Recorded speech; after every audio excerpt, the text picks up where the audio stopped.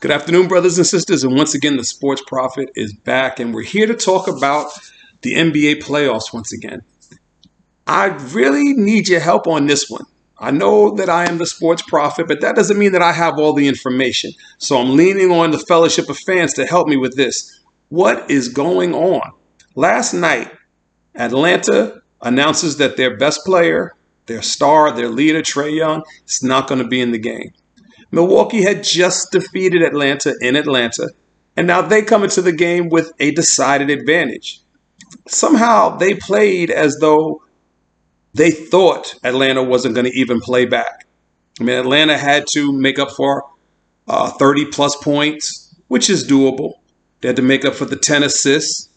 But the big thing is what Trae Young does in terms of setting their entire offense up, giving people open shots and breaking down Milwaukee's defense with his penetration.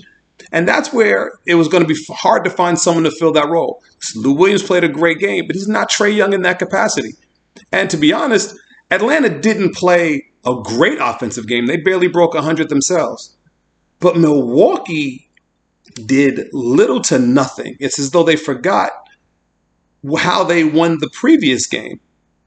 And they just completely came out flat. They came out like they thought Atlanta was going to hand the game to them. And when they made their push in the first quarter to get back into the game after Atlanta's clear adrenaline rush, a fast start, Atlanta just seized control of the entire game. And Milwaukee was really never in it again. Nobody could make a shot. Nobody got hot. They ran no offense. And this was all before Giannis even got hurt. You know, hopefully, prayerfully, Giannis is going to be okay. And prayerfully, Trae Young's going to be okay. So we can watch the best of these two teams decide who's going to come out and represent the East in the NBA championship this year.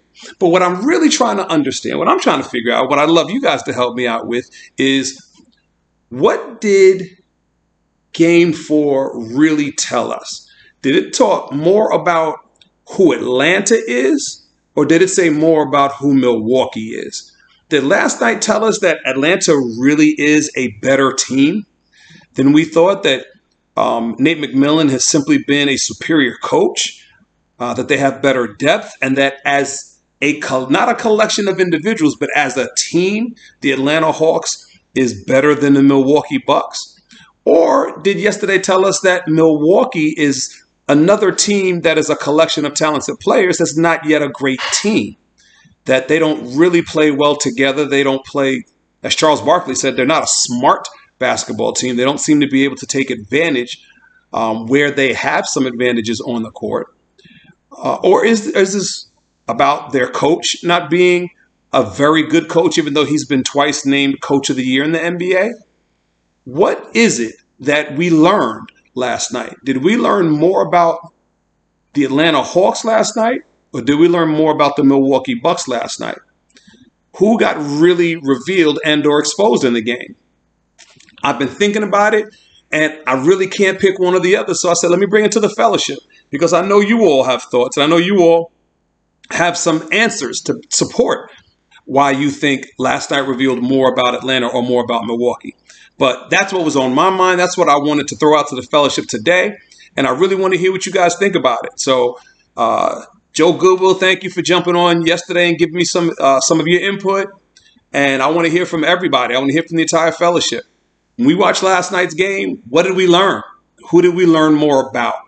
And what was the revealing story from last night's game? Was it how good the Atlanta team is and their coaching, or is it how inconsistent and possibly overrated Milwaukee is? So, fellowship, this is what we do. We come together, we discuss the things that are going on around us, and we chop it up together. So I want to hear from you on this one.